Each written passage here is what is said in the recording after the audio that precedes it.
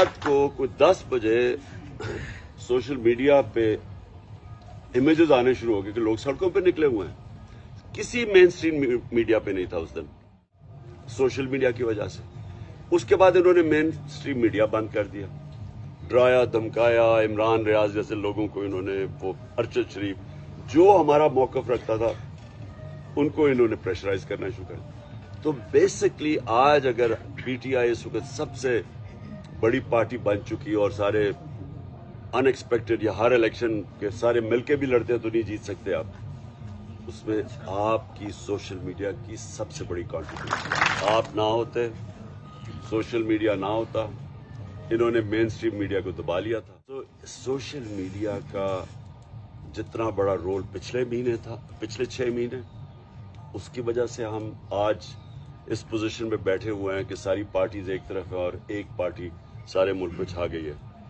اور دوسری چیز جو اگلا رول ہے وہ بھی سارا سوشل میڈیا اب اس کو ڈومینیٹ کرے گا, کیونکہ سوشل میڈیا اب ایسی پاور بن گیا ہے کہ اس کو یہ کنٹرول نہیں کر سک رہا ہے. یعنی یہ جو بھی چیزیں کرتے ہیں وہ اوپر سے دبا دیتے ہیں سوشل میڈیا میں. یہ کنٹرول نہیں ہو سکتا. اگر یہ کنٹرول ہوتا تو ان کا نیریٹو آج پریویل کرتا. وہ نہیں کرا ان کا نیریٹو, کیونکہ سوشل میڈیا کی وجہ سے آج بڑی انفارم پبلک ہے. سو اس لیے میں نے آپ کو پہلے تو ایک ساروں کو آج خراج تحسین پیش کرنا تھا. یہ $20 ارب کا خسارہ چھوڑ کے گئے, جو سب سے بڑا خسارہ ہوتا ہے نا بیرونی, جو وہ سب سے زیادہ تباہ کرتا ہے, کیونکہ وہ روپیہ آپ کا گرنا شروع ہو جاتا ہے. اگر آپ کا بیرونی خسارہ بڑھتا جائے تو آپ کا روپیہ, آپ کے پاس ریزروز کم ہونے شروع ہو جاتے ہیں, آپ کا روپیہ گرنا شروع, روپیہ گرتا ہے, غربت بڑھتی ہے, ملک غریب ہو جاتا ہے. ان کو ہم نے پہلے اسٹڈی کیا, پھر جب انہوں نے ہماری گورنمنٹ کرائی, ریکارڈ ایکسپورٹس تھی, ریکارڈ ہمارا ٹیکس کلیکشن تھا. ہماری انڈسٹری کئی سالوں کے بعد, پتہ نہیں سالوں کے بعد, لارج اسکیل مینوفیکچرنگ کی بیسٹ گروتھ تھی. ایگریکلچر میں جو 4 مین کراپس کی بمپر کراپس کی 2 سال ہماری پالیسی کی وجہ سے.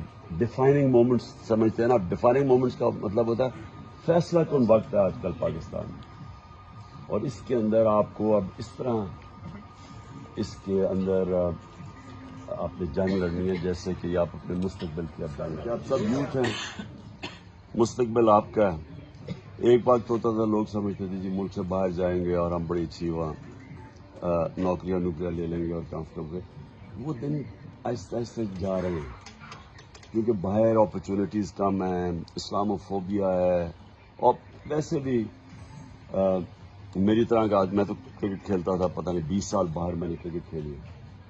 لیکن دیکھیں جو اللہ نے اس ملک کو دیا نا, وہ دنیا میں بہت کم ملک ہیں جس میں اس طرح کی اللہ نے نعمتیں بخشی. مسئلہ یہ ہے کہ کسی بھی ملک کے اوپر آپ چوروں کو بٹھا دیں, ملک تباہ ہو جاتا ہے. آپ ایک فیکٹری کے اوپر چور بٹھا دیں, آپ کی فیکٹری بند ہو جائے گی. تو یہ ہو ہی نہیں سکتا کہ جو اللہ کا نظام ہے, جو کہ ہمارے نبی صلی اللہ علیہ وسلم کی حدیث, انہوں نے جو کہا ہوا ہے کہ جو قومیں چھوٹے چوروں کو جیلوں میں ڈالتی ہیں اور بڑے ڈاکوں کو نہیں پکڑتی وہ تباہ ہو جاتی ہیں.